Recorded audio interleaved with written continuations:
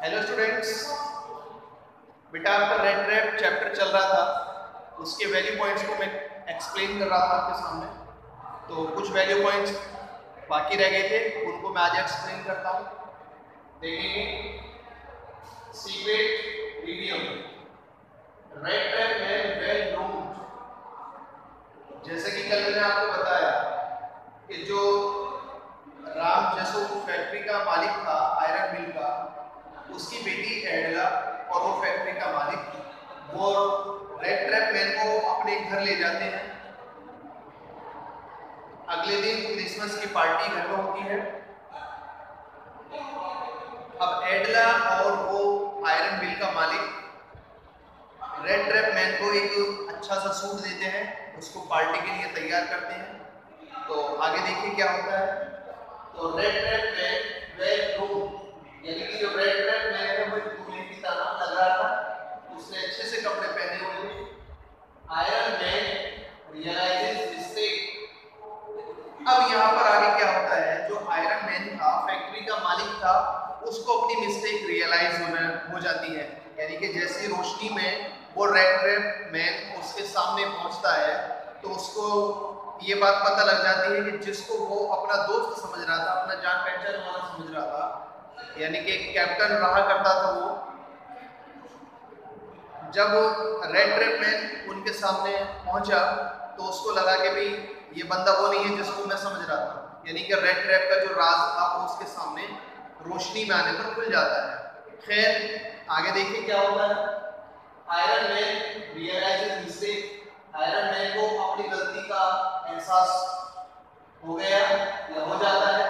Red trap man makes no attempt to hide, red trap man की कोई भी बात छुपी हुई नहीं रही, सारी बातें उसकी खुलकर सामने आ गई। Ready to leave wear old rags, rags माने होते हैं चीथड़े, फटे पुराने कपड़े। जो रेड ट्रैप मैन था वो इस बात के लिए तैयार हो गया कि भी मैं अभी यहाँ से जाने के लिए तैयार हूँ, और ये जो आपने मुझे नए कपड़े पहनाए हैं मैं इनको भी उतारने के लिए तैयार हूँ। मैं अपने जो मेरे चीथड़े हैं यानी कि मेरे फटे पुराने कपड़े हैं मैं उनको ही पहनकर यहाँ से चला जाऊंगा। आगे देखिए।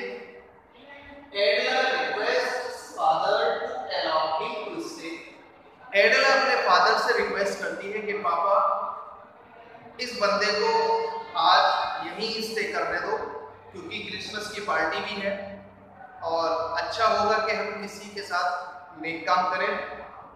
खैर आयरन मैन उसकी बात को मान लेता है, यानी कि अपनी बेटी की बात से सहमत हो जाता है और वो रेड ट्रैप मैन को उस रात रुकने की परमिशन दे देता है।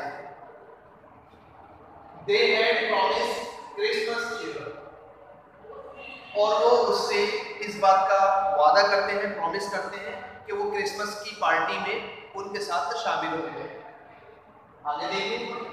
The red trap man comes a new leaf, इतना इडियोमेटिक सेंटेंस है यहाँ पर।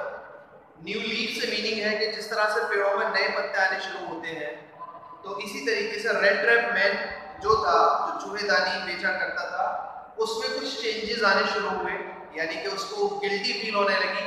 उसको लगा कि भी मैंने जो भी काम किए अब तक एक भी काम अच्छा नहीं था। मैंने वहाँ जंगल के अंदर क्रॉफ्टर को लूट लिया, उसके 30 कोरोनॉट्स को मैं चुरा लाया, और ऊपर वाला देखिए मेरे साथ कैसा काम कर रहा है कि वो मेरी हर जगह मदद कर रहा है और मुझे रुस्वा भी कर रहा है, यानी कि जलील भी कर रहा है। वहां पर उसने उसको कैप्टन समझा, कैप्टन समझने के बाद में वो उसको घर लेकर आया, उसकी बहुत खातिर तवाज़ुन की आयरन मैन ने। लेकिन एट लास्ट क्या हुआ कि वो उसका जो राज था वो सबके सामने खुल गया, और ये बात भी क्लियर हो गई कि ये कोई भी कैप्टन शैप्टन नहीं है, ये एक रेड ट्रैप बेचने वाला फेरी वाला एक बंदा है। खैर अब कुछ बातें उसके सामने, उसके अंदर जो पनप रही थी, उन बातों ने उसको बदल कर रख दिया और उसके अंदर कुछ चेंजेस आने शुरू हो गए। जैसे क्वाइटली ईट्स फूड स्लीप्स, उसने थोड़ा बहुत खाना खाया और वहीं पर सो गया, यानी कि आयरन मैन के घर। नेक्स्ट मॉर्निंग, अगली सुबह father and daughter go to church, Iron Man और उसकी बेटी जिसका नाम एडला है, वो अगली सुबह चर्च जाते हैं प्रे करने के लिए। अब जब वो चर्च जाते हैं तो वहां पर उनको एक खबर सुनने के लिए मिलती है। क्या मिलती है देखिए, Hear that crofter robbed by a red-tailed man. उन्होंने सुना कि एक क्रॉफ्टर को एक चूहेदानी बेचने वाले इंसान ने लूट लिया है, उसके घर चोरी कर ली है। तो जाहिर सी बात है कि आयरन मैन और बेटी भी उस क्रॉफ्टर के उसके आयरन रेड ट्रैप मैन के बारे में पूरी तरीके से जान चुके थे। डॉटर बहुत ज्यादा दुखी होती है। Informed red trap man left gift. Red trap man जैसे ही वो एडला घर पहुंचती है, वो इन्फॉर्म करती है कि रेड ट्रैप मैन उनके गिफ्ट को वापस कर दे। Small red trap with 30 crore and a note. वो देखते हैं कि जो रेड ट्रैप मैन था वो एक छोटी चूहेदानी 30 करोड़ की जो एक पोटली थी, यानी कि एक पाउच था जिसके अंदर 30 करोड़ थे, वो उसके घर पर ही छुड़ाया और उसके अंदर एक नोट था लिखा हुआ, एक कागज का पर्चा था। उसमें क्या क्या लिखा हुआ था? Wishes money to be return to crofter. उसमें लिखा हुआ था कि उसकी ख्वाहिश है, उसकी इच्छा है कि ये 30 करोड़ जो है ये क्रॉफ्टर को वापस पहुंचा दिए जाए। Confess that he had made a mistake. अब वो अपनी गलती को कन्फेस करना चाहता है, यानी कि अपने जुर्म को एक्सेप्ट करना चाहता है। अपनी गलती पर उसे बहुत पछतावा है, वो उसको एक्सेप्ट करना चाहता है। भगवान के सामने वो अपने गुनाह को कबूल करना चाहता है। God caught in his own red trap. अब वो खुद अपनी चूहेदानी के अंदर फंस चुका था। Thanks for treating him like a real captain. उसने उस पेपर के अंदर, उस नोट के अंदर ये भी लिखा कि मैं तुम्हारा बहुत शुक्रगुजार हूँ कि तुमने मेरे साथ एक कैप्टन वाला बिहेव किया, यानी कि मेरी बहुत अच्छे से खातिर तवाज़ु की। सारी बातें जानने के बाद भी तुमने मेरे ऊपर किसी भी तरीके की कोई परेशानी नहीं होने दी। एक जिस तरह से अच्छे मेहमान की खातिर की जाती है, आपने मेरी इसी तरह से खातिर की। वो इस बात का भी थैंक्स उस पर्चे में करता है। What we learn from the story, हमें इस कहानी से क्या शिक्षा मिलती है? Life is one big red trap. जो हमारा जीवन है वो एक बड़ा रेड ट्रैप है, यानी कि चूहेदानी की तरह है जिसके अंदर हम सब लोग रहते हैं। One gets trapped by own needs, और हम अपनी जरूरतों के मुताबिक उसके अंदर गिरफ्तार हो जाते हैं, उसके अंदर गिरफ्त पा जाते हैं, पकड़े जाते हैं।